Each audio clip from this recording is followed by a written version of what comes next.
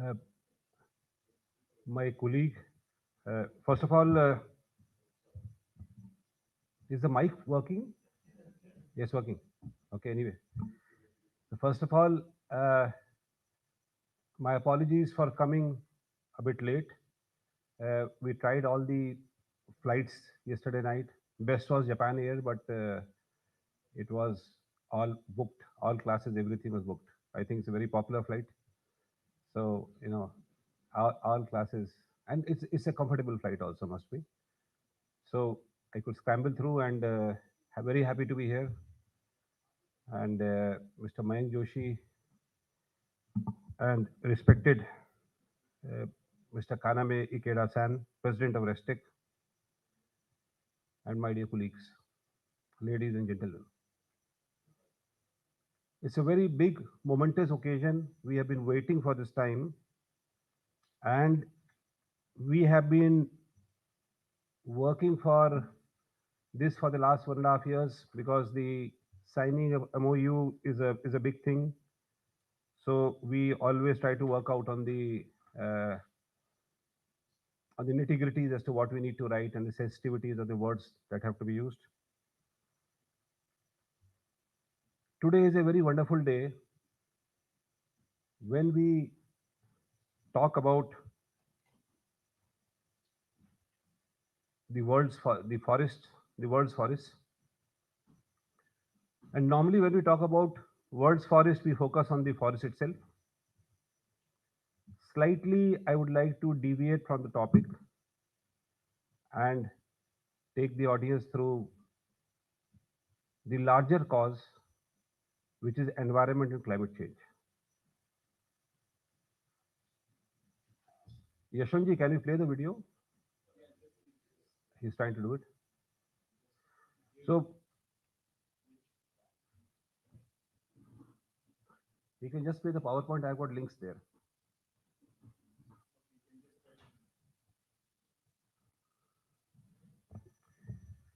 You can please play the PowerPoint in which the links are there. So the first link is on the small 1 minute video on climate change. Yeah, you can kindly click on this. If you click, it will start working. So what is happening with climate change? Normally, the scientists uh, they talk about degrees in how many years, and a lot of complicated figures, a lot of complicated graphs. To my country, This India. particular India lies in South this is Asia. done by a colleague of We mine, have a large which area is of basically 3.3. demystifying or A simplifying very climate warm change namaste, because konnichiwa. every individual and his activity is affecting the climate. It's not only the scientists. So this has to go to the common man.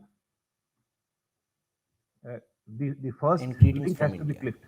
On behalf of the Government of Can you India click the and the first link, Forest please? Survey of India, The let link me that was introduce shown you to on the my first slide. country, India. India lies in South Asia. We have On the first slide. Yeah, yeah, this link. If you click in the slideshow mode, it's going to work. Or you can copy paste also.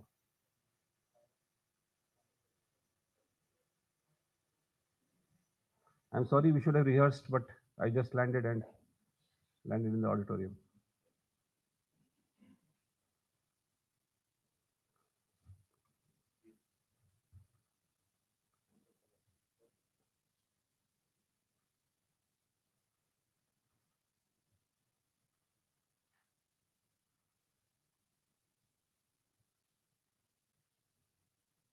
Radio silence.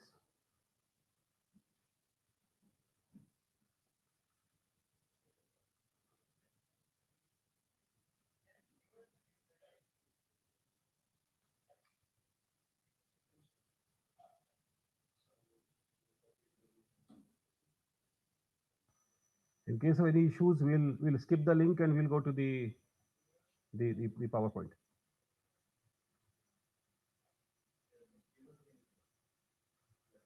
Yeah, yeah, it works. You can maximize the screen also and play. Yeah, click anywhere.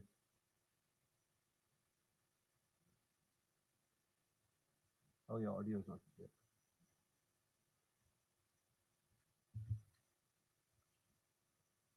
Actually, what this is trying to say is a very simple language. This we are now trying to take it to the schools, where we are saying that the climate change is happening, and how do we go about managing the climate change.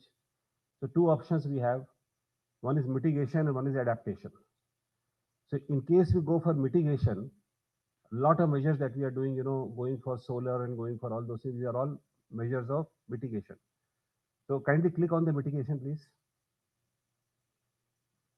So this person is saying mitigation, if you, I mean, this is how the entire world, the climate works. And you can see that it's very beautiful. I mean, while coming from the airport also, I could see a lot of beautiful trees and, parks. It's very good that Tokyo is trying to maintain in urban areas so much of greenery. So, is the click on the mitigation working, please? Can you try clicking on that?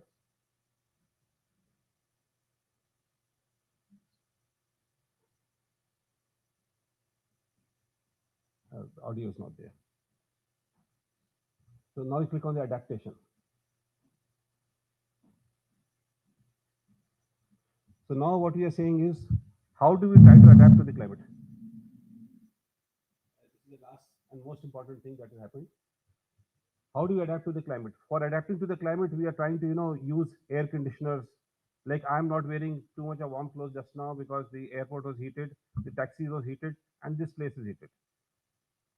What we are doing, we're trying to adapt ourselves to the environment by changing the environment. And ultimately, what is happening is we are generating more and more of carbon dioxide, and we are going to create more heat. To cut the heat, we'll create more air conditioners. Then, with more air conditioners, more heat. So, at what point of time are we going to stop? And if we don't stop, then the only option left is to don a spacesuit and leave the planet. Is that a viable option? No. So now then, when we start relating to uh, what the normally the scientists or the United Nations Forum of Forests or other international forums and national organizations, non-governmental organizations, government organizations, they all talk about how to mitigate. So many targets are being given to different organizations. We talk 30% by 30, 30, 30 by 30 group is there, 30% reduction by 2030. We are all having targets. But all of us know one thing: there are technologies where people are trying to capture carbon dioxide and drive it directly down the petroleum wells, driving it down the petroleum wells and trying to put it back into earth.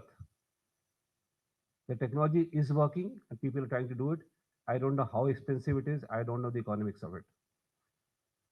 But the most simple and realistic solution of capturing carbon, as all of you know, all of us know, is forests. Trees are the only natural producers of oxygen, while we are all consuming oxygen. Everybody consumes, we don't produce. We don't produce any oxygen. The only thing that we produce is carbon dioxide and other greenhouse gases. All our activities, whether we are going for, the like meat production and all, everywhere we are generating something which is adding to the greenhouse gas, which is adding to the atmosphere. Only solution is forests. So we would like to give you a glimpse of how beautiful forests in India exist. Like we keep talking about Brazil, we keep talking about the South American forests, which undoubtedly they are very beautiful. India as a country, what we have, just a small video that we have made. It's almost a 5-minute video. Can you play the video, please? But I would prefer to have sound in that, in case it's feasible.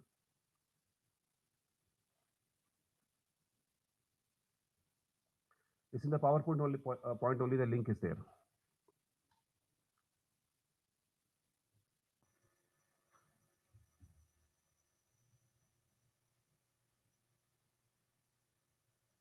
A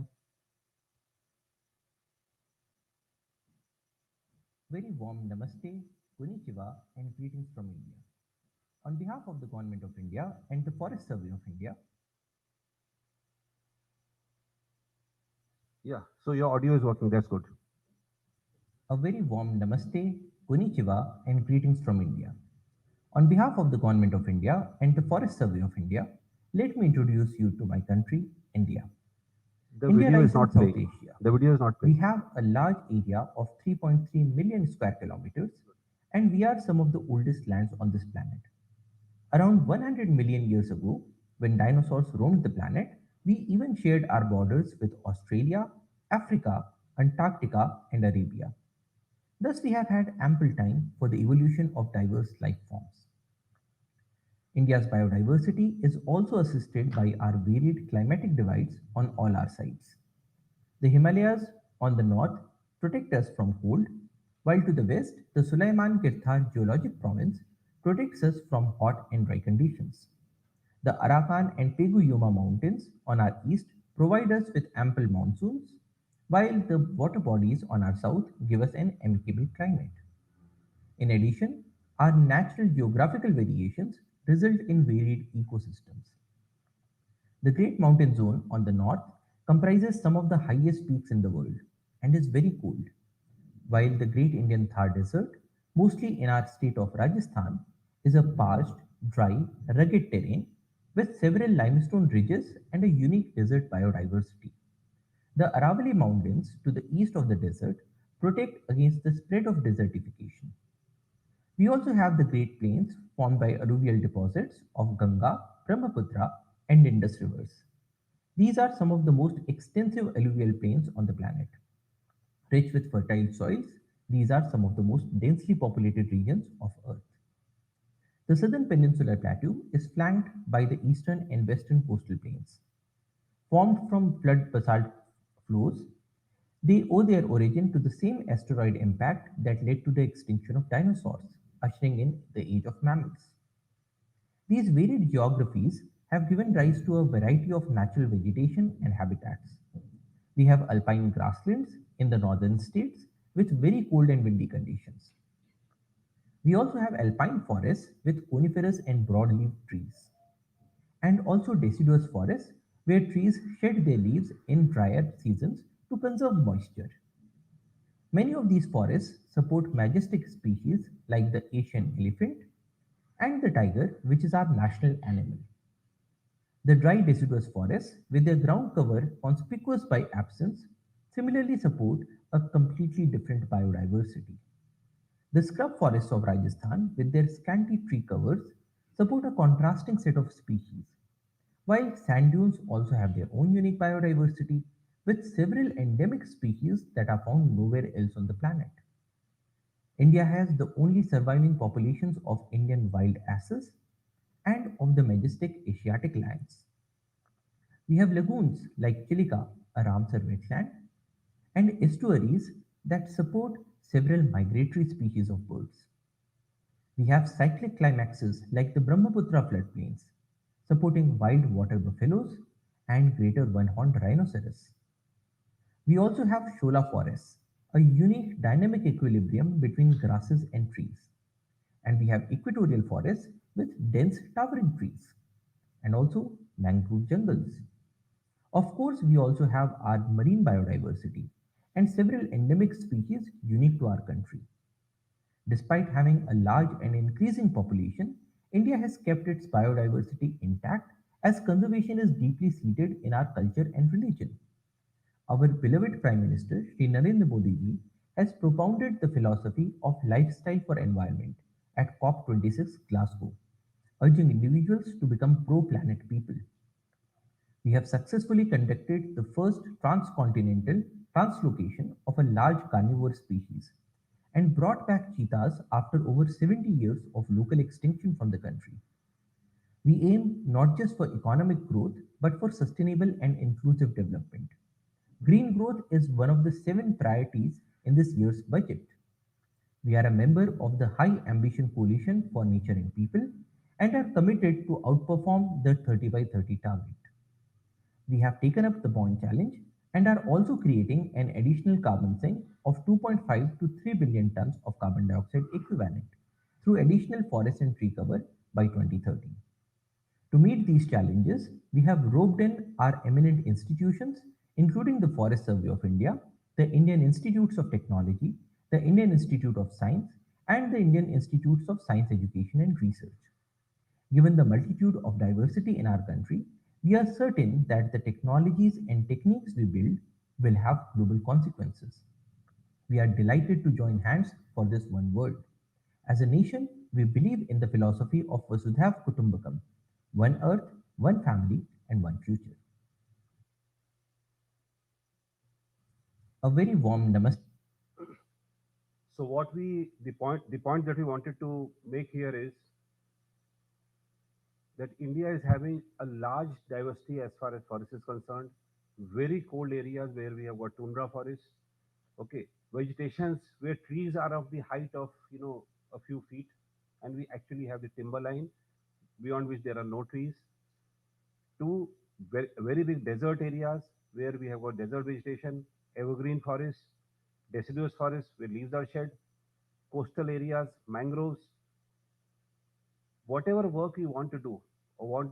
I mean, we as a collaboration between Restec in India and other projects of government of Japan, JICA, other agencies in India, whatever projects we do, we have got a very good test bed for testing technologies. As a matter of fact, there's another small video on the new technology that we are trying out.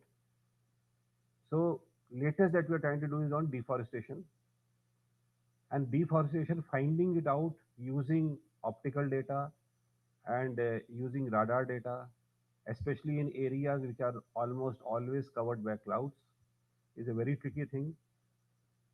And as my colleague Ankur, Dr. Ankur, who had talked in the morning, and as he mentioned that uh, Ikeda-san, he had mentioned that very important to have, ground truthing. So yes, we agree, very important to have ground truthing. So we are trying to, solve the mystery of using remote sensing to capture the changes in forest areas all over the country, all over the country. So we are facing problems in some places where we have got more of clouds and all. So optical will not work, as most of you know. So we are trying to go for radar in those areas. SAR data we are using, and as of now, we are using Sentinel, and wherever we are having good optical changes in optical, we are trying to use optical. So all this we are trying to develop in an automated model where the satellite imagery enters from one end and the deforested polygons they come out from the other end from the system. And then once we are sure, as of now we are in the testing stage, so we have not launched it. We are trying to send all the polygons which have been deforested. We are sending to the states, state governments. They are going to the field, verifying and telling us whether this is the identification is true or not. So far, our identification is true. As you understand, we are using modeling, so we use different parameters and all, and we are trying to set the model parameters so as to get the best results. And these parameters also will change on the type of forest. So this is a very interesting experiment that we are going to do, which is going to be, and after this experiment is successful, then we are going to start sending emails every weekly and SMS alerts to the forest departments and to whosoever wants to have those alerts that these are the places where the changes are taking place. This is a very powerful system that is getting developed. Second thing that we're trying to work on carbon credits. For that also we'll show in the video. But basically what happens is uh, SAR data is a very good data for using for above ground biomass assessment. So I mean what besides SAR data, of course LIDAR data and other data can also be used. We have got a very strong legacy where the above ground biomass, the leaf, litter, branches, then all the deadwood and the carbon. For the tree, for the entire tree, we have got equations which we have made. These equations are, some of them are even 40 years old. and some of them we have kept on, improving upon them. So the entire tree part, entire tree except the roots, below ground biomass roots we have not done, but entire equations we have got for calculating the carbon. So it is exactly being calculated because we had gone to the field, cut the trees, taking their measurement. Very painfully it was done. It was a 2 years exercise. We could do it. So that is one of the strong points that we are having. And besides that, two very big strong points which the organization has got are the field teams. As Dr. Ankur told in the morning, we are doing 17,000 points every year. So that data is already available with us. For the last 10, 15 years, the data is available in the database. Older data since 1965 is also available, which I am trying to get it digitized now. So that historically also we can see what changes have taken place in different places in the country. For any climate change study and all, we need this data of at least 50 years, 60 years to see how things are there. So that data is there with us. So that's a very big strong point. Another strong point with India and with Forest Survey of India is that we are linked to all the state governments or the provincial governments. We are linked to all of them. And in all these states, Indian Forest Service officers are working, like me. I am also an Indian Forest Service officer. So they are all working. So we have got very good listening. So if anything, any information has to be taken from the field, we have got two methods. Either we send our party or we tell the field people to go to the spot and tell us what is there. So all measurement projects. So that way we are in a very strong position. All those organizations who are very good in technology, but do not have that type of field spread, they can associate with us. Lot of universities. Tomorrow we are having meeting with two universities. So the universities can carry out their projects on tropical forests. If they want to do any project, they can do with us. Forest Survey of India will provide support. We have got a place to stay, and we have got a 16-room training hostel, which is good. Now we are in the process of making an international hostel, where we will be providing, cooking space and all that also, so people can, from different nationalities can come and make their own food the way they eat. So people can stay for long and they can carry out research, which is going to be good for the individual, for the organization, and for the globe as such. For the entire world, it's going to be a good thing. So Forest Survey of India wants to make its contribution. What exactly we are doing as an organization, I would like to run through a PowerPoint, and I like because we are running a bit out of time, so I would like to run through it fast. Can you play the PPT, please?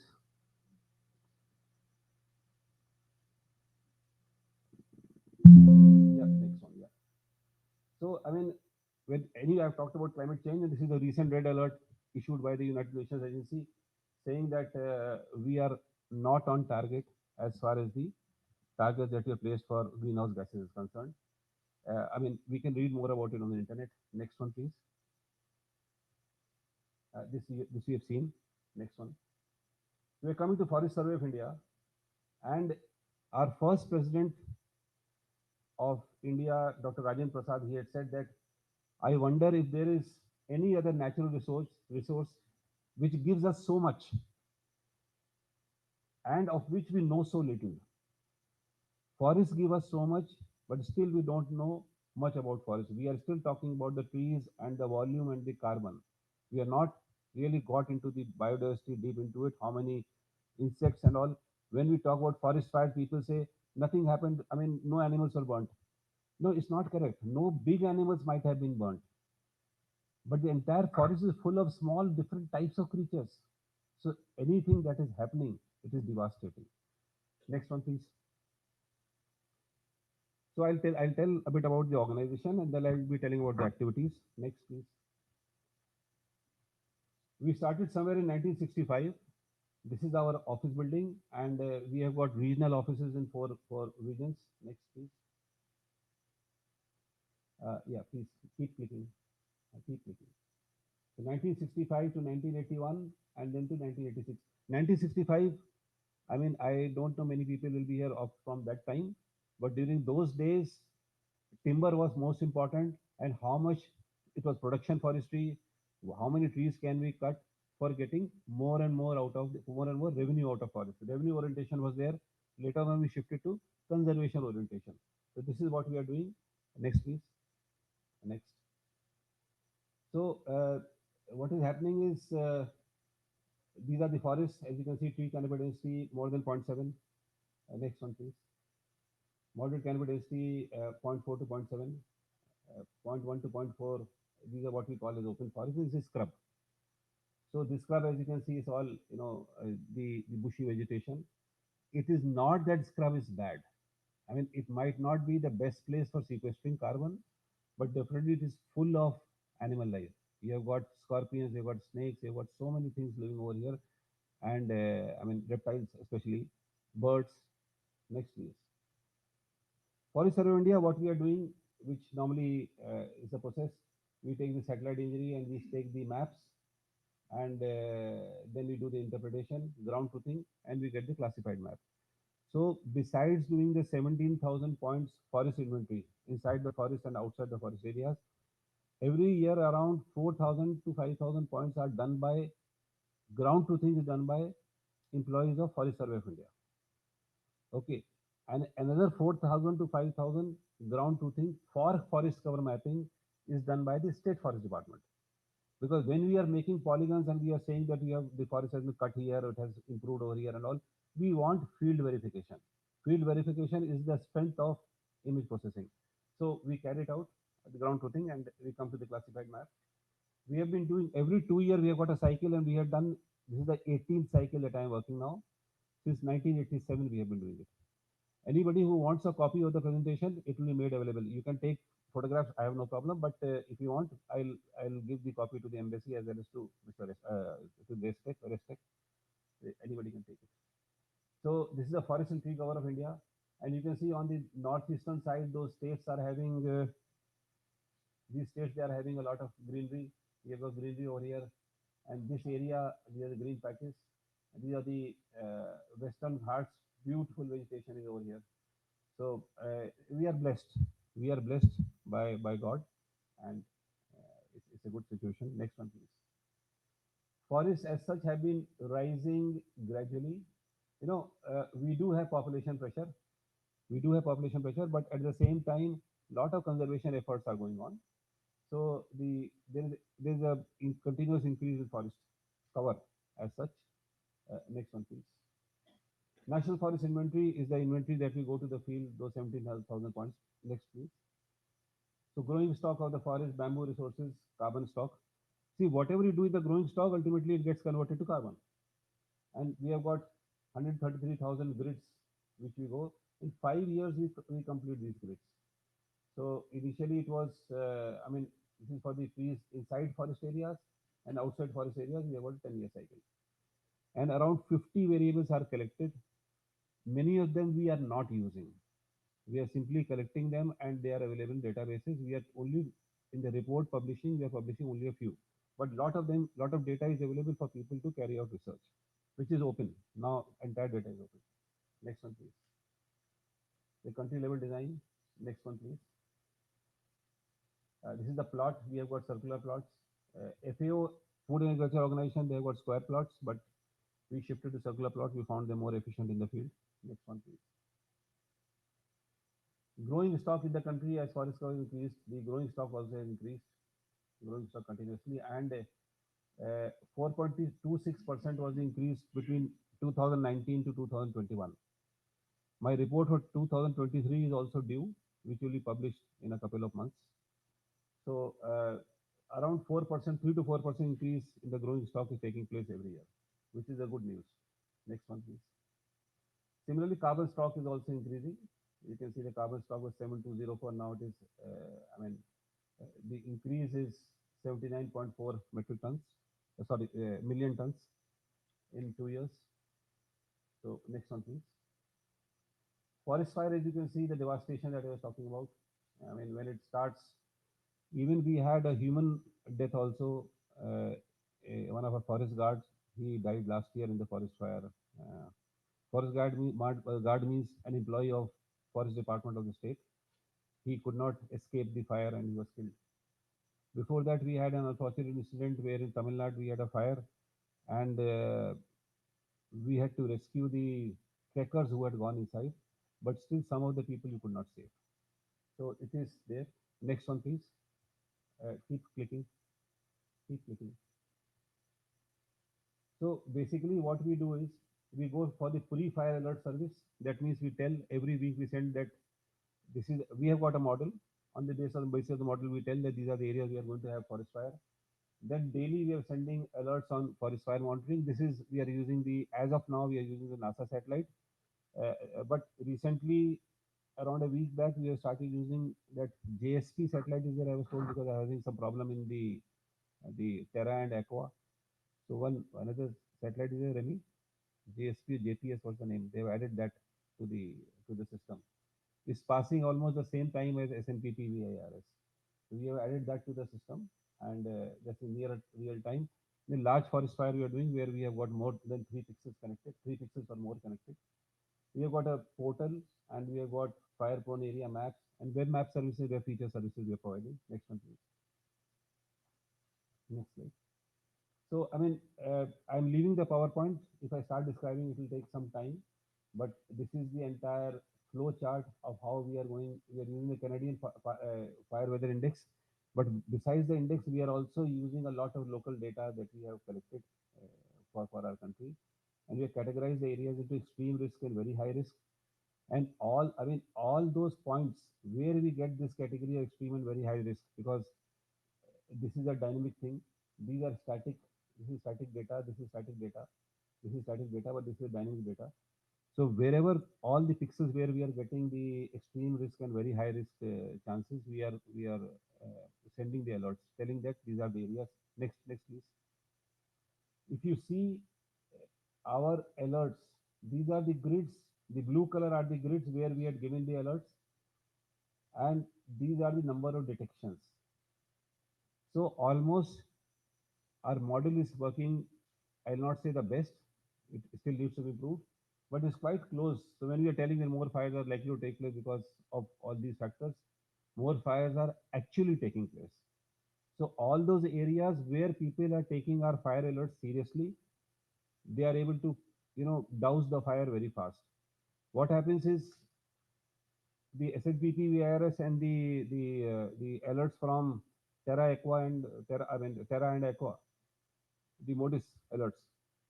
The timings are around 10 a.m. and around 2 a.m. in the night. So I mean, these alerts they'll come something around 6 to 8 times. But suppose if somebody douses the fire between 2 p.m., there's a fire after 2 p.m. and somebody stops it before 10 o'clock in the night, then that fire will not be captured because it started. So those people who are very careful, especially in tiger areas where they are very careful in stopping the fire very fast, we can't catch the fire on satellites because fire is there and it's doused, it's finished. So next one, please. This is the monitoring system. I mean, how we are getting the signals and we are receiving, and then we are trying to send it by email, SMS, all the alerts we are sending to the state forest departments. Next one, please. Keep clicking, please. So, pixels, 3 pixels connected anywhere. If you find, we call them as large forest fire, and we issue separate alerts for them. Next one, please. There's a tiger reserve in Sariska. There's a place called Sariska where the forest fire incident took place. This is 2022 slides, and just keep clicking, please, one by one. Slowly keep clicking. So you can see the colors. So 21st March, these only two places. Had we doused the fire immediately, this much of spread would not have taken place. Okay. Or if the fire lines are very proper and all. So gradually just click back. If you can go back, just use the back. Yeah, just stay there. So now next day you can see the fire spread in the entire area. This is the third day when the green things, and the fourth day you got the yellow this thing. And next one, please. Now you can see this entire area has become black. It has become charred. So the faster we act, the faster we can handle it. Next one, please. Forest fire incidents, that graph, if you can see, the previous slide, please. Yeah. So in 2020, you had a dip. We did not do anything to get that dip. It's not that we improved our management. No, we were not. I mean, there's no action from the government side. Can anyone guess why this dip was there? This proves one more point. This was peak COVID. Very, very right. Very right. Peak COVID. So when, as forest department, when we say that fire, most of the fires are man-made or made by human beings, people say that no, no, it's not that natural forest, natural fires, and nothing natural. I mean, some people say it's 99% from from human beings and 1% natural. I say nothing is natural. In India, none of the fires are natural fires until unless we light them. So this period, nobody was going out for any, nobody is venturing in the forest because for collection of non-timber forest produce or for any of the other reasons. So you found a dip.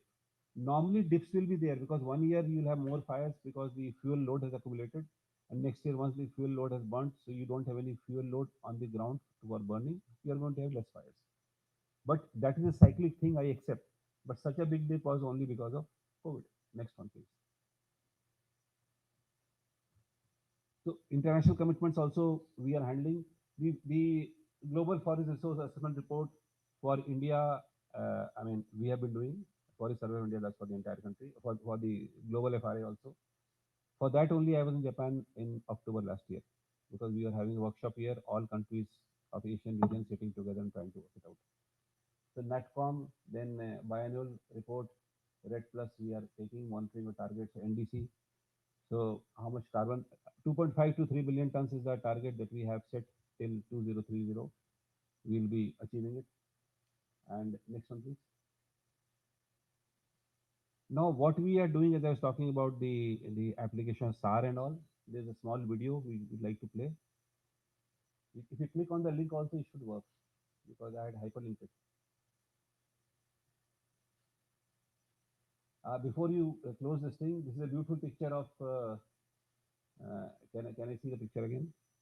There's a tiger in the mangroves. The tiger is such an adaptive animal. It has adapted here. You can see it's all wet. Water is dripping. This picture is from a guy called Samjit Nandi. He's a wildlife photographer. And they eat fish. So they enter the estuaries where the water is salt and they go and they eat fish. Sometimes they have got issues with the crocodiles because crocodiles also eat fish. So they're coming for the same food. So it's a very, very interesting area. And in this area, people wear, I mean, you can see my face, but this side there is no face.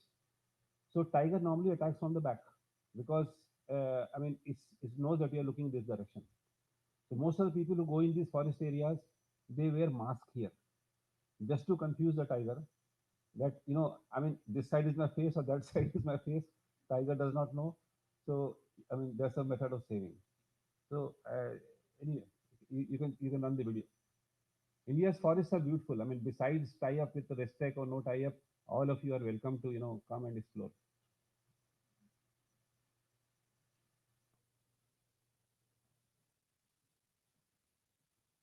So yeah, the video if you can play. That's on the SAR. What we have worked out. We'll show some of the results here. This is just our initial working, and this is one of the issues on which we want to work with Restec also, because a lot of modeling and AI ML applications are being developed here. So the the scientists who are over here, they can also support us, discuss with us. We can work in collaboration, develop very good models. And the model that we have developed, we have tried it out in Brazil also. We've tried it out in the US also, and some areas in Japan also will be showing. So, any time limit? So, should I Videos, can we share the videos?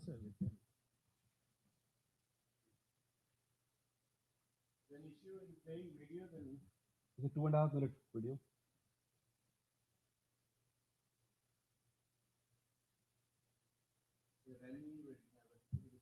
Or I have a copy if you want.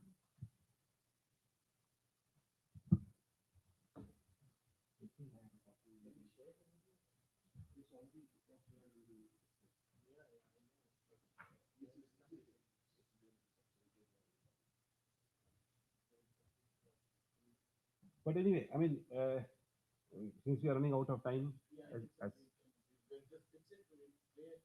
right, right, right. So, I mean, that video is only showing some of the results which are exciting.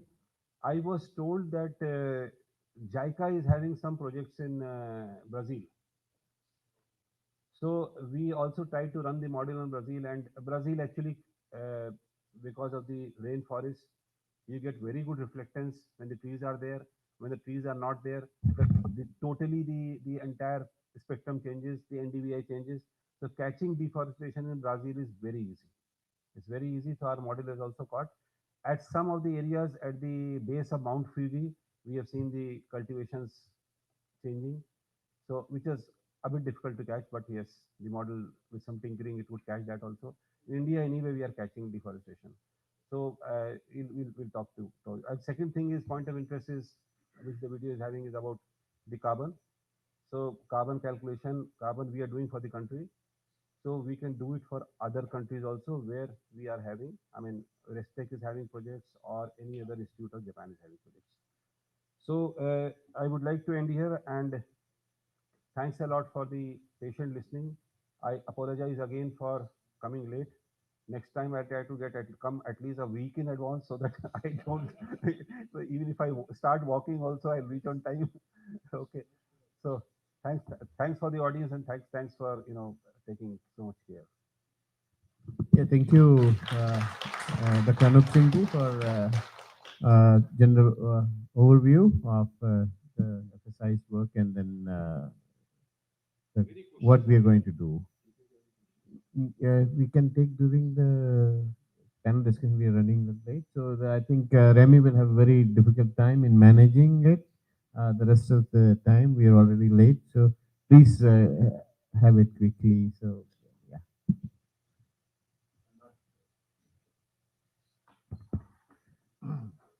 Thank you, Mr. Anup Singh and President Nikita, ladies, distinguished guests, ladies and gentlemen. My name is Remy Chandran. I work with the Remote Sensing Technology Center of Japan, and I've been given this difficult task of moderating a panel in just a few minutes. So I have to. So I would rather say that we should go with without the PowerPoint presentations. If the panelists do agree that you can give a short introduction of self. But first, I would like to invite the panelists to come to the stage. I would like to first invite Mr. KB Singh from the Indian Forest Service of India, Inspector General of Forest, Ministry of Environment Forest. So please come in.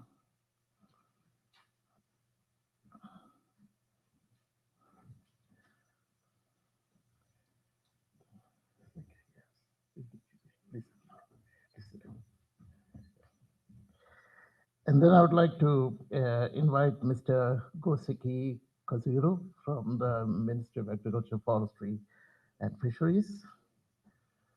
So we have two people from the government panel from India and from Japan. So please. And then I would like to invite from the ITTO, International Tropical Timber Association, Mr. Mohammad Nuruddin. Thank you for coming. Please take a seat. And I would like to next invite our very interesting panelist, Dr. Hiroshi Sutsuga from Sustainacraft. Please join us here from the private sector. And our dear colleague, Mr. Dr. Takahiro Endo, who is also a very forestry expert for our team. So, ladies and gentlemen, let's give a hand for our panelists, and we could we can straight away go into the panels. You have to change it. Oh, okay. Oh, sorry. While we take care of the contingencies, I will give you a short description of what each panelist have to do. Probably we will start, as I said, I know we have the PowerPoint presentations. So the purpose of this panel is on the application of geospatial technologies, whether it is, a tool or a toy. Because when we talk about geospatial technologies, there is a lot of advancement in geospatial technologies, but the uptake of the technology, especially within the government, has been a constraint. So I would like to start with a a brief 5-minute introduction about that topic from Mr. KB Singh. You have the mic there. And if you can say that a little bit about the application of geospatial technologies and its challenges in Government of India. Thank you. Good afternoon to all of you. I apologize for getting late. So, yes, DN busy FSI told that next time we'll pre-visit instead of before the actual program. So that is there. Regarding this geospatial technology, first I came across the FSI, this fire alert system, when I was posted in Andamans, northern Andamans, very remote islands. And in northern Andamans, in a northern island, that is dense forest. So I got one fire alert from the FSI that there is some fire. So I inquired from my ground staff, the forest guard and all those. So it was an area. It takes around 3 days trekking. So after 6 days, they reported that it has been doused. So that is the power of this tool. So that was in way back 2009. At that time also we were on this, and since then a lot of changes have come, and in India particularly we have developed a lot of systems, and in 2022 we have come with the policy where we have liberalized, particularly democratized the availability of the geospatial data. Otherwise before that we had a restriction of maps, etc. So that is there, and we are looking forward to take the benefit of this technology towards the digital economy, and also for participation of private players. So that is our vision. We have divided it into three time zone, that is 2025. We will come up with the system, and on that our honorable PM has taken lead, and we have come up with the PM Gati Shakti, where we are having layers of the different infrastructures or whatever the resources we are having. So there are, as on date, more than 900 plus layers, and different departments they are utilizing them. In our ministry, we are having a previous portal, so we have developed one decision support system based on those layers, and that particular system we are using for the land diversion for developmental projects.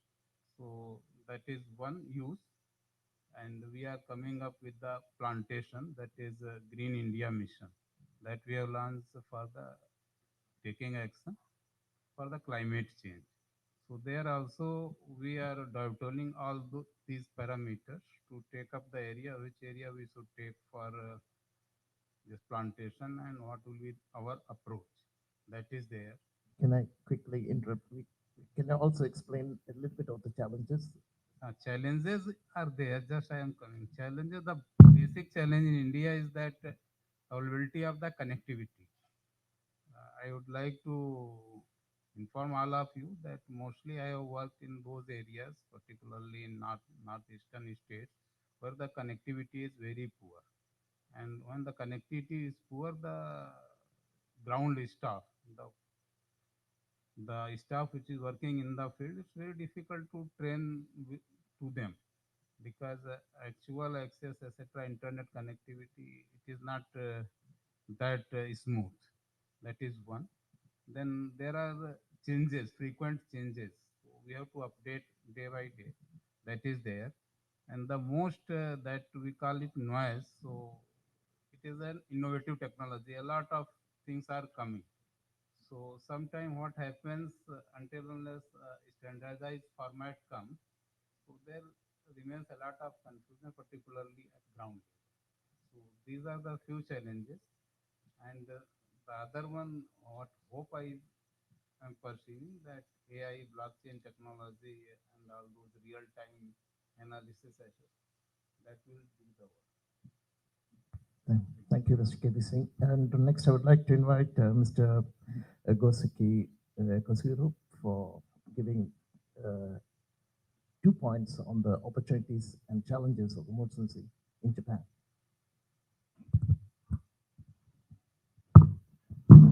Thank you. Thank you very much.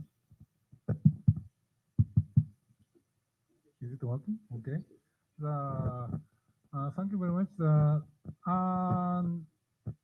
Actually, as I already explained, in Japan, many organizations and also private companies are trying to utilizing the geospatial data for the forest monitoring. But so far we are using the old system. So the one of the input, of course, it is important to save the time and works by using the, for example, the satellite remote sensing, etc. But still we are under the transition. So that is one of the big challenge for us. Thank you very much. Thank you. And I would like to invite Mr. Nolan to speak about, in the international perspective of tropical timber, what are the opportunities and challenges of remote sensing technologies. So,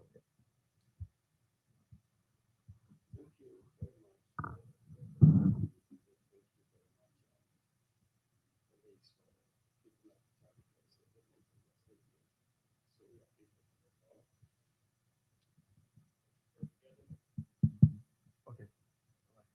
Yeah. Thank you very much for the opportunity celebrating International Day of Forests. Yeah, I'm grateful to be here. I represent International Tropical Timber Organization. So I will take a little bit of your time just to explain what we do. If people understand what we do, then they will better appreciate some of the challenges that we have in terms of using geospatial applications for forest management. And of course, the question here is whether it is actually a toy or a tool, whatever. Yeah.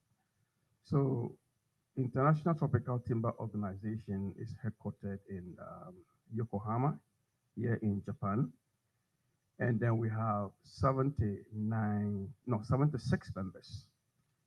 Our members come from the consumer caucus, that is countries that consume forest products from the tropical countries.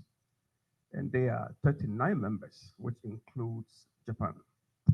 And we also have 34 members from the producer countries from Africa, 14 member countries from Africa, 10 from Asia, and then 13 from Latin America. So we are a member organization of 76 countries. So what we do is to create a dialogue between the global south and north, for that matter, the consumer caucus and the producer caucus, and dialogue about sustainable forest management of all forests. That is, tropical forest is the main focus here.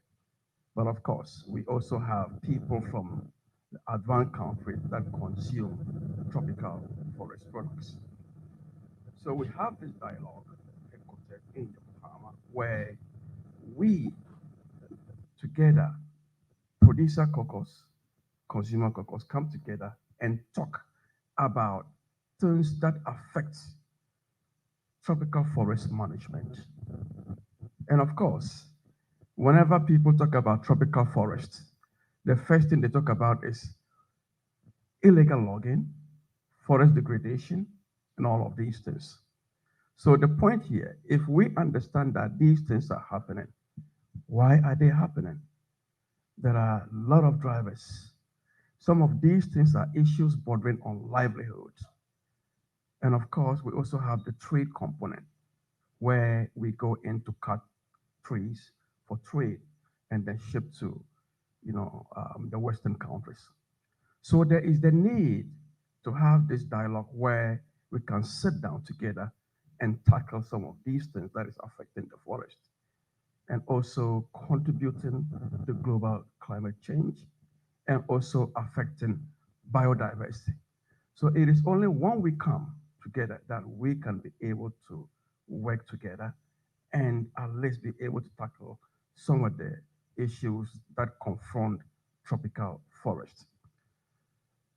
ITTO, throughout its history, has been able to contribute over 400 million US dollars to countries, especially developing countries, to be able to devise tools that will help them to manage their forest sustainably, some of which include application of geospatial technology.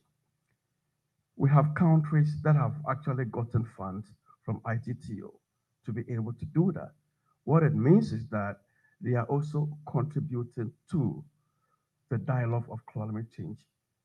They are also deploying tools where you are able to track timber from where it was cut to point of export and to the doorstep of the consumer. All of these things are technology that we are using. So if you look at this, you can say, of course, application of such technologies definitely is a tool to enhance sustainable management of the tropical forest and also contribute to enhancement of biodiversity. But if you look at, for example, presentation from the Forest Survey of India, India is also a member country. So India has this opportunity to be able to deploy and invest immensely in getting this thing done. But there are countries in Africa, for example, who are member of ITTO. They do not have enough to even manage or build schools and other things, let alone to even deploy sector technologies. So I wanted to bring you up to speed so you understand that even within our organization, we have disparities. Where you look at India and other advanced nations within our caucus, Brazil, of course, USA, and you realize that these are nations that are advanced. So these are important tools to employ. But what about the other countries? It is for that reason that I want to actually challenge Japan, India, to cooperate with other member nations of ITTO who do not have these technologies. And when they send someone to learn it, when they come back, they don't have the opportunity to apply it. So that is when such becomes a toy. Thank you very much. Thank you, Mr. Newton, for that wonderful input. I will come back to you after one round of discussion. That's going to be a very interesting session as well. So next, I would like to ask Dr.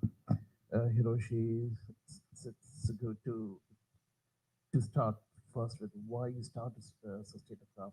Perhaps it's linked with the uptake as well. And what are the opportunities and challenges that is set to on a thought? Okay, thank you. Thank you for having me. It's my pleasure to be here. I'm Hiroshi Setsugu, founder and CEO of Sustainacraft. And we started our operation 2.5 years ago in 2021. And our company's mission is to mobilize particularly the private sector capital to the nature-based solution. So we strongly believe that the private sector monetization is very important in addition to the public sector money. And to do that, we focus on the carbon credit as a very strong incentive for corporates to mobilize capital. And very recently, we announced the partnership with one of the financial institutions to start the carbon fund. And through the carbon fund, we will directly invest into the nature-based solution, including the RED projects or ARR or ALM in all over the world. And our team comes from the different background. I think more than half came from the academic background, like carbon stock or earth sciences or remote sensing or causal inference. And the rest came from the financial background or particularly the carbon financing. And In terms of the opportunity or challenges, so let me talk first about the opportunity. There would be a stricter regulation in terms of the climate change related information disclosure, like TCFD or TNFD, or the EU's Deforestation Free Act. So those stricter regulation will incentivize companies to be more greener world. And then but the challenges, the first one is, so let me talk about kind of a technical perspective. So in order for remote sensing technology to be fully utilized, I think we need to get out of the remote sensing space, or broaden the definition of the remote sensing. You know, satellite imagery, or I mean, including optical satellite imagery, weather satellite or satellite LiDAR, those are very effective, but it has some limitation. And also now we are trying some research on the quantification of biodiversity, and we are utilizing environmental DNA or camera trap. All the other on-the-ground technology needs to be fed into the geospatial model. So maybe the remote sensing community needs to make an eye on more broader solution or application side. So that's the first thing. And another thing, another challenge might be incentive design. So even if we have the good monitoring solution, without the good incentive design, people will not make any action. So in our fund design, our concept is to share the same incentive as the project developer. And if, for example, forest fire happens, the CO2 will emit into the atmosphere, and the expected generation of the carbon credit will be decreased. So we have a very strong incentive to act very quickly to tackle the forest fire. So those kind of incentive needs to be deployed at the same time. Yeah, maybe that's the challenging part. Yeah, that's it. Thank you. Thank you, Sutsuki-san, for that interesting perspective that remote sensing technology also should be widened. The term it should be widened, go more ground monitoring and input of inventory data as well. So yes, we'll come back on that later, but first I would like to get the perspective from my colleague, Dr. Takedo, who has a very international perspective, Brazil, Peru, Congo, everywhere. And I would like to know, tell us two challenges and two opportunities that you think. Okay, thank you, Remi-san. So my name is Endo. So can I show my slide? One or two slides? No? Unfortunately, sorry. Okay, I understand. Sorry, it is a toy there. So in Japan, so geospatial technology is needed for the two functions in the forestry. So first one is the monitoring function, and second one is MRV, estimation by biomass estimation function. So in Japan, so a lot of the remote sensing technology or sensors are used for the forest monitoring. The satellite and the airborne, drone, and terrestrial sensors. So drone and the airborne and terrestrial sensors can measure the forest phenomena with high accuracy. So monitoring and MRV in the small scale area. So such a kind of sensor is used in Japan. Unfortunately, so satellite data is not applied to the forestry. So because the stakeholder needs the accuracy, not cost. Satellite data is cost effective for the monitoring. But so recently, the president, the monitoring and MRV need the tree stand level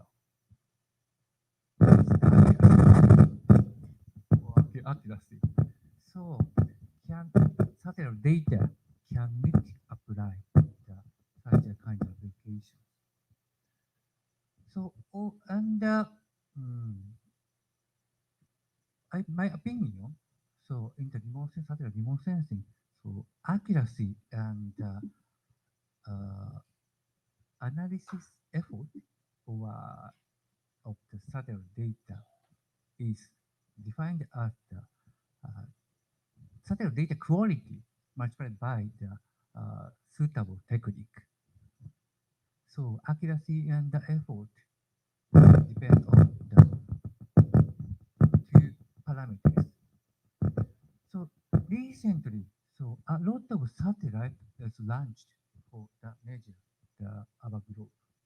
But so unfortunately, the quality of the satellite data is not stable for the forest application. So conducting the forest applications. So quality of satellite data is depend on the phenology, forest type, and the geometry. So not stable. I mean, the remote sensing in the forest application is, my understanding, complex system. So in order to expand the satellite data to the forest application, so we have to use the latest technologies like AI or something like state of the art technologies to tackling against the complex systems. And my opinion is that in order to use or expand the utilization of the satellite data in the forest application, we have to change the policy or something, the law. But in order to change the law, so there is no evidence or uncertainty of the satellite result. だから、so we are a remote sensing technology center and I am a researcher. So we have to make or generate the evidence for the change of the law. Okay, that's all. Thank you for your attention.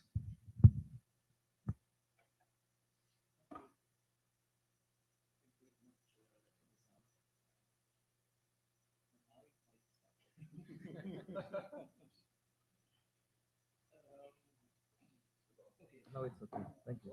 It's okay. Yeah. So thank you very much, and it's been a very interesting perspective. First, we started with the technological perspective that we have challenges in using it. Opportunities are there. A large amount of satellite data is used in India. India is quite advanced because of technological thing. Yet there are challenges on the ground on using the communications channels. So that is one thing. And then we got a perspective from Japan. The technology is high, but its uptake is still yet not reached. They use in government, they still go through the primitive mechanism of assessment.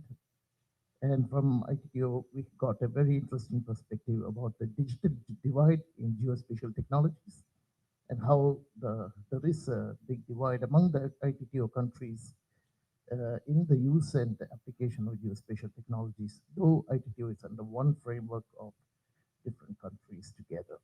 And then we heard a very interesting perspective from the CEO of Sustainacraft, Dr. Sutsugu, that there is the concept of remote sensing itself should be changed.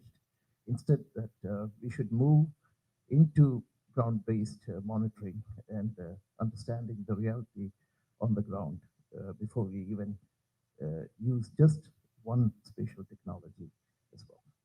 And then we got a very interesting perspective from Dr. Endo also on a similar level on that there are so many things, technological and policy challenges that remain. And the technology, especially in forestry, governments are looking for accuracy, and remote sensing, at least at this level, is limited, probably advanced in future, probably would come up again. So just to summarize our first round of discussion, I want to take questions from the audience to the panelists here.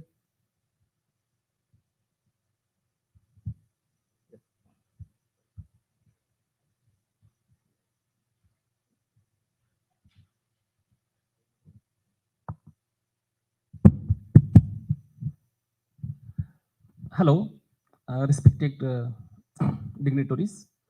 Myself is Dr. Pramod Wahane. I have my company and I'm associated with this Wastage to Energy. So my question is to ITTO, through your organization, how you are looking towards the renewable energy and what is your vision for that and how you can associate it through your organization for renewable energy.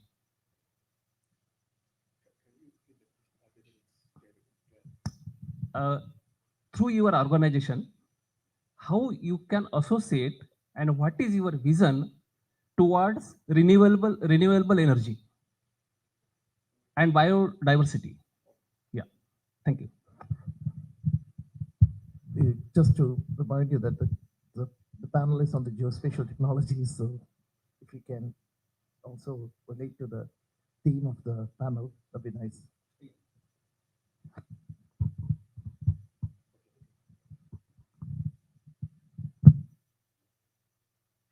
Thank you very much for the question of the matter of biodiversity and renewable energy. Sorry. Yes. You know, as I mentioned, we are a member-based organization, and then countries have different policies with regard to renewables. And I know quite a lot of our members at the national level, they have policy on renewables. I can give you a specific example, excuse me, of one of the member countries, Ghana. They have a policy of trying to have, for example, renewable energy mix for their energy to be at least 5% by the year 2030. That is a policy at the national level. So these are not policy coming from ITTO, but we do encourage nations to embark on renewables. And just recently, ITTO got affiliated to Green Climate Fund. And in that same, at that same time, a bank, I think 3 banks or so, also got funding, millions of dollars, to help their member countries to come on board with renewables. So this is just, for example, using solar panels. And some of them also were talking about wind, solar, and other forms of renewables.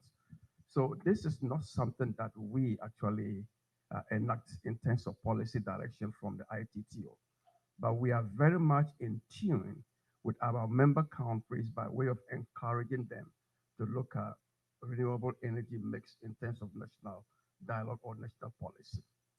Now, when you come to the matter of biodiversity, I also mentioned that ITTO encouraged a lot of their member countries to use this technology, geospatial technology, to embark in sustainable forest management, where indeed they employ some of this technology in terms of traceability. Because we work a lot with the private sector and government. So private sector are those who do more of the export of timber into the advanced countries, who are also members of ITTO. For example, if you look at European Union deforestation regulation, is a new regulation where they are requesting that countries that are importing tropical wood must look in to see that there is some form of sustainable management of forests from the country that they are importing the wood from, which also include looking more into whether or not they manage for biodiversity. That is number one. This is just talking about linkage of policy of our member countries and policy from the Europe. This is just an example.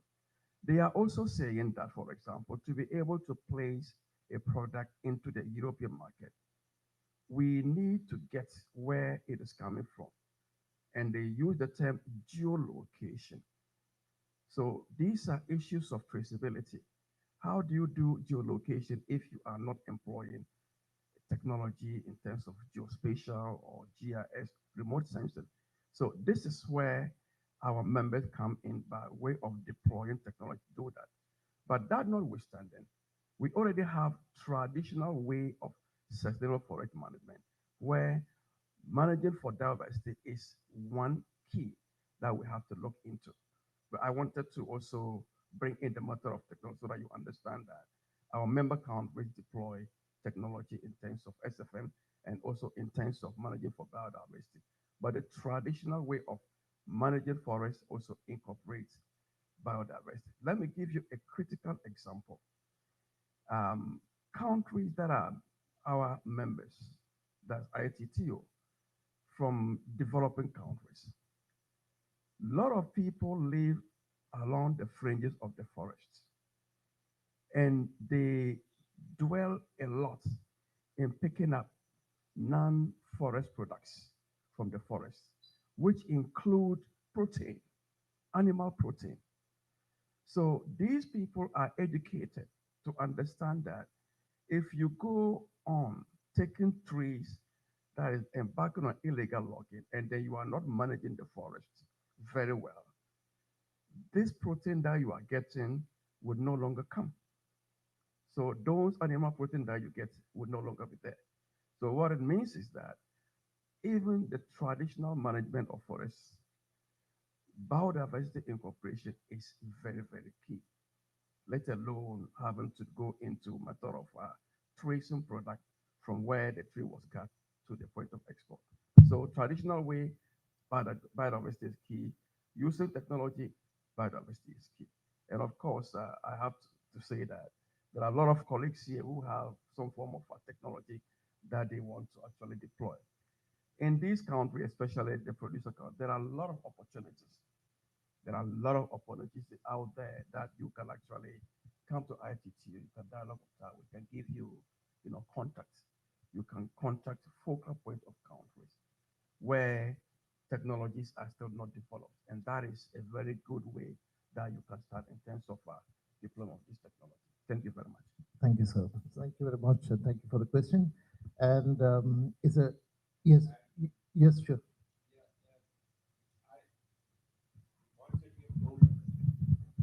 The points that you have told, they are very, very interesting. Consumption of wood products is not bad. Consumption is not bad. And normally, during my 30 years of forestry experience, we have changed our thinking. First of all, we thought no felling should be done. Then we realized that if we are not felling the trees, then trees are becoming old and they are becoming net consumers of oxygen instead of net, sequesters of. So they are releasing more carbon dioxide than what they are sequestering. So at some point of time, we need to do the harvesting. Harvesting is not bad. One thing. Second thing is, traditionally in India, for the last 120 years at least, we have been making the management plans for the forest. These are called working plans, and we have got different working circles. Which area we are going to use for tourism, which area we are going to use for cutting, how much timber we are going to cut, okay, what methods we are going to regenerate, and that all those traditional forestry things like current annual increment and mean annual increment for different species meeting it. So technically we have been managing for a long time India's forests. So and technology wise, Forest Survey of India is there and Restec is there. So this can be a very good combination, as you rightly said, where countries are not having so many things available, we are available to share the technology and methodologies. Thank you, Dr. Singh. And yes, I think this would be a very interesting combination, that we can have a combination of Indian government technologists and scientists, India and Japan, scientists from India and Japan, and also companies from India and Japan coming together and helping supporting the ITTO countries as well. That will be a good combination. And also we need to think about how it is sustained, how the financial mechanism comes in. Probably this is where ITTO can play a role in getting the GCF mechanism to support the developing country to enhance such tools as well. So we should come back on that on a separate forum, and I will take it for the separate discussion after this panel is over. And further in questions, I would like to say, please keep the questions short and to the topic of geospatial technologies, so that we don't divert away from the main. Okay, sure. I'll try to keep it very straight. Thank you, everybody, for this wonderful workshop. My name is Abhinandan Arya. I'm a researcher and technology strategist for a SAR satellite company in Tokyo. My question is to Forest Survey of India, senior executive here. How do we see as we see population growth and ambitious economical target of India? And the good thing is we are seeing the monotonous increase in the forest growth as well. How do we see as a kind of human wildlife conflict? And how do we use geospatial technologies in that? We need to manage the forest management, forestry as well.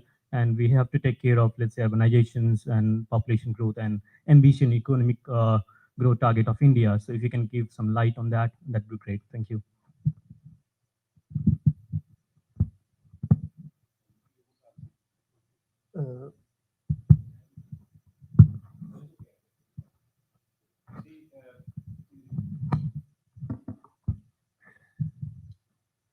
The question that you have posed is a very, who asked the question? Okay. The question that you have posed is a very difficult question. You know, I can pull it off by giving any answer, but fact of the matter is human wildlife conflict is there. Okay. Now, how do we, what's the long-term strategy? Long-term strategy is, as you know, economy has got different sectors. We are into the basic production sector, then we have got manufacturing sector, then we go to services sector. The more we shift from the production, the primary production sector to other sectors, these conflicts are going to come down. These conflicts are there because suppose you are having agriculture in the forest. You're having, so people are going to enter for some, you know, thanks.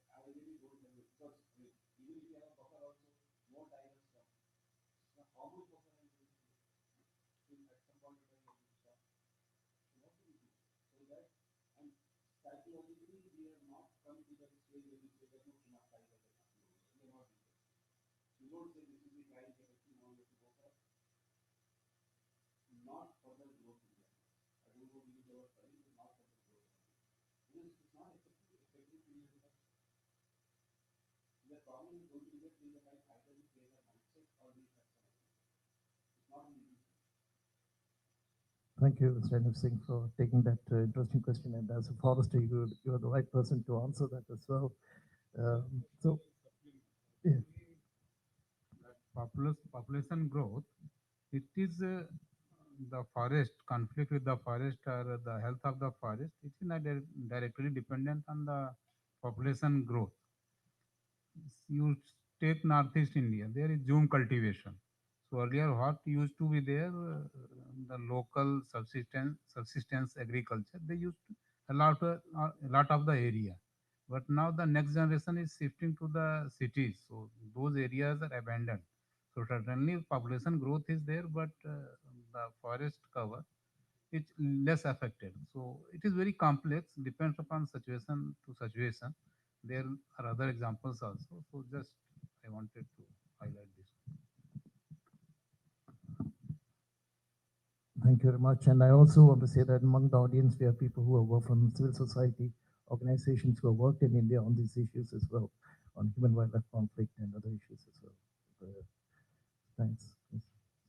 And one more point I want to say is that Rustic is having a specific project on geospatial risk index tool for human and nature conflicts. We are starting this year, but we are doing it for Africa. Perhaps we can do it for India also at some point of time as well. Yes. So, any other? Is there anyone else who want to take that question? Or we move to the next round because I want to keep it on the geospatial sector. And so the three areas that I thought was interesting, especially for the panelists and from the perspective of India and Japan as well, and of course Africa also. One was deforestation. We talked about the application of remote sensing technology in deforestation. Is it because that we do not have a technology to monitor deforestation, or is it that it is not preferred to be used in the as a tool for deforestation? I just want to put my very mildly. I would start with Mr. KBC. Actually, this deforestation, it is not only deforestation. If we take a landscape or a particular area, so it is a combination. Why deforestation is going on? It may be because of the changes in agriculture practices, or we have come this livestock, or some industry has come, or some mining project has come. So if we take that area, it is not in isolated. So in absence of this technology which we are discussing today, geospatial, every project it works in isolation. If we put that landscape on one perspective, it is going on this place, this particular issue is there, here wildlife is there, here mining is there, here agriculture is there. Then we go for an integrated approach and find a solution, the tools which we are discussing. So that is obviously a knowledge-based approach. That is my view on this. So certainly in future and whatever this cooperation or MOU we are signing, the sharing of knowledge, it will certainly help for the better solution. And we have already moved forward, particularly in India. I would like to go to the next panelist. Also, yes, please, if you can mention about the. Yes, thank you very much. In the case of Japan, the deforestation is not so much, but as you know, we have a lot of the natural disasters. So geospatial technology is very much useful to detecting the landslide or the forest destruction in actually in the remote area. So the in actually, in the case of Japan, utilizing the geospatial technology in such field is advancing. But I'm not sure it is answering your question, but this is the situation in Japan. Thank you. Thank you very much. I think I agree with you. Yes, we have a lot of application of geospatial technology in monitoring forest, and deforestation is not a challenge in Japan as well. Yeah, thank you very much for this opportunity. I think when it comes to the matter of deforestation, I think this is where we come in handy. That is International Tropical Organization. Our members, most of who are Latin America, Africa, and part of Asia. And yes, indeed, there's a lot of deforestation going on in a lot of African countries, Latin America, and to some extent some Asian countries. I'm going to give a critical example. Now, indigenes sometimes they don't understand that the rampant attack of forest itself, especially productive forests, to take wood out illegally actually affects the ecosystem, and for that matter, affect quality of life because soils are not going to be protected, and that means that fertility and quality of soil is going to go down. Water bodies are going to be impacted. All of these in cycle and they can affect, matter of climate change.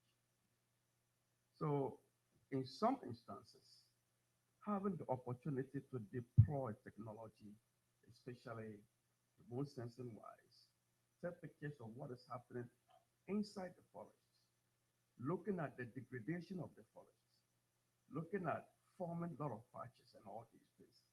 And then you deploy it, for example, in community meeting and let people see.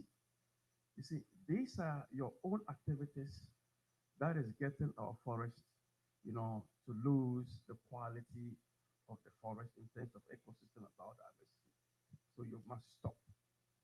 I have seen chiefs in my country where in their communities there's illegal mining. And let's look at this. When you are even doing illegal taking up of forest, illegal logging, at least you still have the soil additives intact.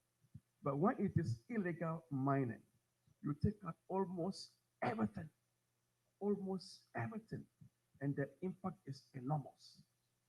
I have seen the government employ such technologies to take area photography and sit down in town hall meetings and show it to the community. And if you look at the reaction, it is massive. People now come to understand that, oh no, we thought we are just taking 1 tree here, 1 tree there. We thought we are just digging here to get maybe gold and all. But when you look at the picture, area photography, then the damage is really huge.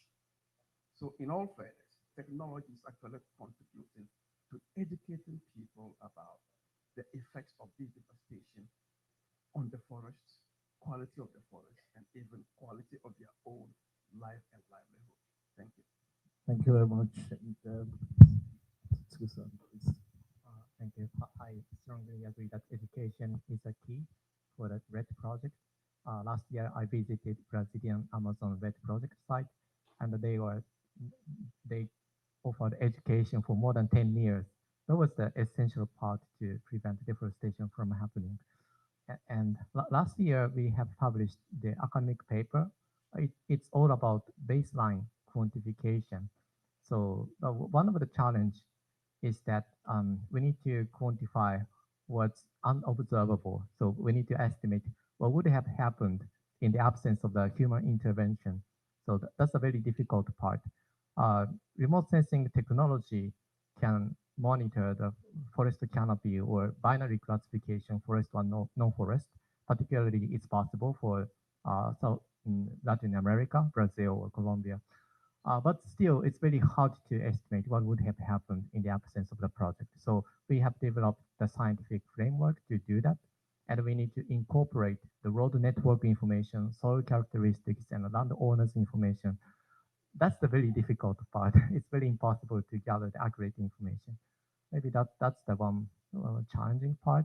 And also, maybe you already mentioned in the previous session that binary classification itself is very hard outside of the Brazil or Latin America, like in dry area like India or I don't know countries in Africa. So there are many challenges that we need to resolve for the classification part as well. Thank you.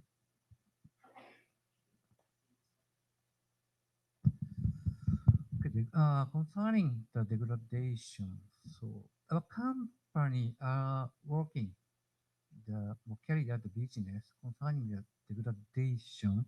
So there are the three types of the business. First one is the early warning system to local government or private company want to know the where, when. So, so early warning to develop an early warning system. And the second one is the concerning MRV. So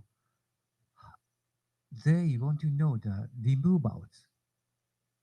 In the sense, they want to know the degradation. And the third one is if they want to know the driver, the reason of the degradation. So our company or team, we are tackling the three types of the businesses for the degradation. Thank you. So thank you for the panelists, and this is quite an interesting topic, and it will, because advancement in technology is taking place, and the uptake of the technology should also take place fast, so that we can address some of the challenges related to deforestation and land degradation. And quickly, I think we are running out of time, so but I want to run one more round of a panel question, quick round of 2 minutes, 3 minutes, possibly. And this is about carbon crediting has become a big topic recently. We wanted to touch upon it. Some of you are working on it. So we start with Mr. Abdullah. If you can just give us an overview about carbon crediting and remote sensing application in carbon crediting. Oh, oh yeah. Yes, you should just 2 minutes.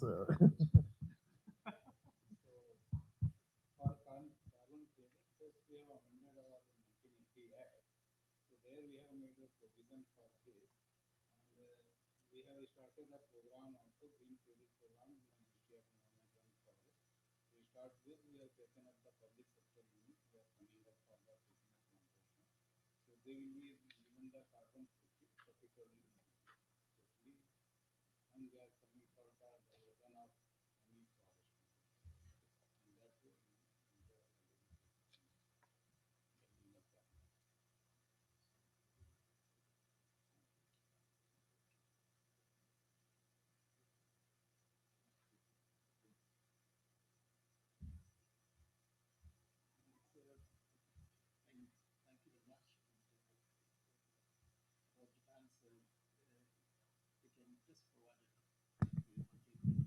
Okay, in Japan we have the J credit, and it is operated by three ministries: Ministry of Industry, Industry and Trade, and Ministry of Environment, and Ministry of Agriculture, Forestry and Fisheries. And in the case of forest, the forest management also one of the target of the J, what we call the J credit. And regarding the geospatial technologies, so far we are only utilizing the the aero measurement, but we cannot use the satellite remote sensing. So it is, maybe the reason is, as Mr. Endo explained, it is a matter of the accuracy. And we need to wait for the development of the technologies. Thank you. Yeah, thank you very much. I didn't get the question well, so I had to ask. Yeah. Yeah, again, on the matter of carbon credits, this is where, when it comes to mitigation, the best place to get it done is developing countries, for that matter, ITTO member countries. So at ITTO, I mean, I mentioned earlier on that we do actually give projects to country, including India. I mean, if they put in a proposal regarding, for example, establishing plantation, either for one way or the other, for forest products at the end of the rotation, or they want to mix it in terms of agroforestry, where they can nurture the trees at the early stages, at some point manage it for carbon, or they will leave it and then manage for products. That's on one side. That is plantation forestry. On the natural forest side of things, we also have countries that are now conserving their forests for carbon. So Guyana is an example, Costa Rica is an example, and these are member countries of ITTO. How do they do the measurements? Countries in Europe go in and do the measurement. And in fact, they employ technology to do that. And they're able to ascertain that, given the fact that for X number of years you did not take out tree, this is the amount of tonnage of carbon that you are able to sequester from this forest. So we have our member countries that we encourage to look at managing for carbon from the natural forest and also managing for carbon using plantation. So all of these things that we actually advocate for our member countries to do by way of giving them the financial resources to do that through projects. So we do have all of these things. My own country, Ghana, recently even got 45 million US dollars through Red Plus projects, Red Plus. And so there are a lot of examples, but of course, I mean, other panels are here. So thank you very much. It will be kind of a sensitive topic to mention here, but when it comes to carbon credit, as I mentioned, my company's mission is to mobilize private sector capital to the nature-based solution all over the world. But now I don't think the incentive is not sufficient for corporates to spend money on the nature-based solution across the globe. So I think we need to go beyond the national boundary or country boundary. Of course, it's important to consider about the Japanese forest, but it's very important to conserve or restore forest. So it's all about incentive design, I think. That's it.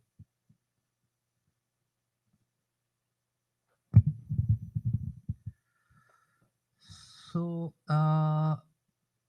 technological side aspect. So, in order to estimate carbon credit, so there are two ways. One is the volumetric spatial volumetric estimation, and another one is the isolated tree level methodology. So Red Plus or MRV are based on the activity data and the multiple future factor. On the other hand, the J credit is based on the timber volume, isolated trees timber volume. So in that sense, I would like to know, or I'm interested to contribute the small area carbon credit. I studied a lot of the standard, Beta standard, global standard, and J credit. So now, so there is no way to contribute the carbon credit at a small area by satellite data. So I have to talk about to make or to improve the law or guideline or something to the stakeholders. Thank you. Thank you very much. And I think it has been a very, any more questions? Maybe I think I should wrap it up because we are audience are already leaving. So, but I think our topic of discussion has been very fruitful because we heard that we talk about the application of technologies and there's been a lot of hype about the motor technologies, but there are also limitations of the technologies, especially we heard about J-credit, your spatial technologies has a limitation also. But on the other hand, there is a lot of new technologies that are coming up and probably there would be more opportunities coming up in future. So in certain areas, so in certain areas, remote sensing, geospatial technology still remains a toy. And in some other areas, remote sensing is a tool. For example, land use change and large-scale deforestation measurement. But when it comes to small-scale units, it is still becoming a toy. So anyway, if you have anything to say, just any points to measure, we can have 1 minute or 1 second or something, or else we just wrap it up here. Is it okay? Yeah. Thank you. So, ladies and gentlemen, thank you and for being patient and listening to us. It has been a very good discussion. And I would like to thank you, Mr. Anup Singh, Kisan, and all members for over here. And we look forward to having a new session soon as well. I hand over to. Thank you, Dr. Remy. I think you can make a very quick point, and then I would request Anup Singh ji to come on stage. We can have a photograph with the cap. Yeah, we can make the point by the time. The, I also request You will see me Sikata-san coming in to again join us because we represent member countries as an international organization. I just want to have a plea. I mean, put a plea before Mr. Singh from India. The work that you presented, honestly speaking, is so wonderful. And this is some of the things that we want for the sake of South-South cooperation for India to help other member countries of ITTO to be able to obtain, some of the level of development that you have gotten to. I mean, it is wonderful. So we do have concept notes that member countries can actually put across to ITTO and then get funded. So this is an opportunity for you to do that so that a member country can actually team up with you for you to be able to deploy such high level of data collection and all these and deployment of survey and all these. This is something that many countries lack. And if you lack high quality data collection and all these things, how are you able to manage your forest sustainably? So this is where you come handy to be able to support, ITTO members. But of course, as you know, India is a strong member. And I'll come to Japan. My boss, Madam Shamsa Kuro, would have done the same thing. So speaking on behalf of her and of course ITTO.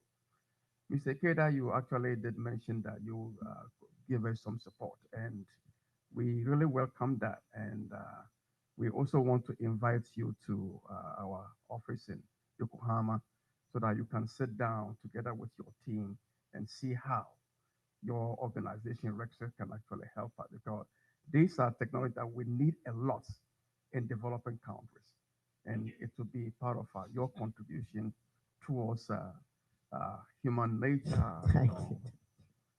getting people to be able to manage their forests sustainably, biodiversity, and also trade sustainably in terms of whatever come out to the Western countries. So, Mr. Ikeda, we throw this challenge to you and of course to the government of Japan to continue to support ITTO to be able to also extend such support to their members. Thank you. Yeah, Thank you so much for the opportunity. Now we'll be having Thank a tea, you. and the tea solved many problems. So I think we'll have a discussion over tea. Rest of the discussion. So I would now request Director General Forest Survey of India to be on the stage for the photograph, and I also request respected President Restek to join for the photograph. And then in the second round, I would request everybody to join. So first we have a photograph here, and then the group photograph. Everybody can join us for the photograph. So, and then after these two photographs, this will stand concluded. So, thank you very much for joining us for these sessions, and thanks to all who are here and who already left also. Yeah, but I was very useful. Yeah. Yeah. Yeah, we can stand and have the picture. Everybody, we can stand. Yeah, after that. Yeah, after that. First.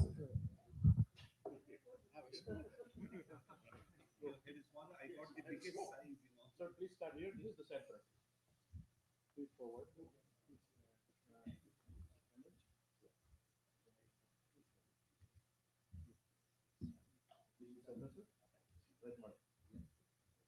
Somebody can stay here, so make it even. Okay, look at the Prime Minister. One more here, one more here. Okay.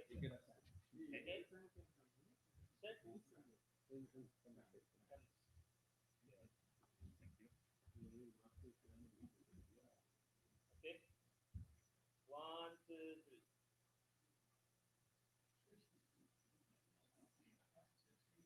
Thank you. Yeah, I can join, everybody can join. Somebody will go down. No, so can you just move here so that they can stand behind you? Yeah, please. You can go at the back. So this is only the maximum, right? We can make a second row, please. And somebody could be, yeah. Okay, can I start standing down? Yeah, can come here.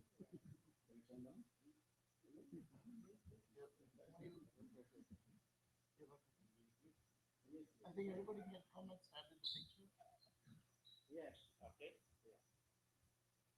1, 2, 3. Thank you. Thank you.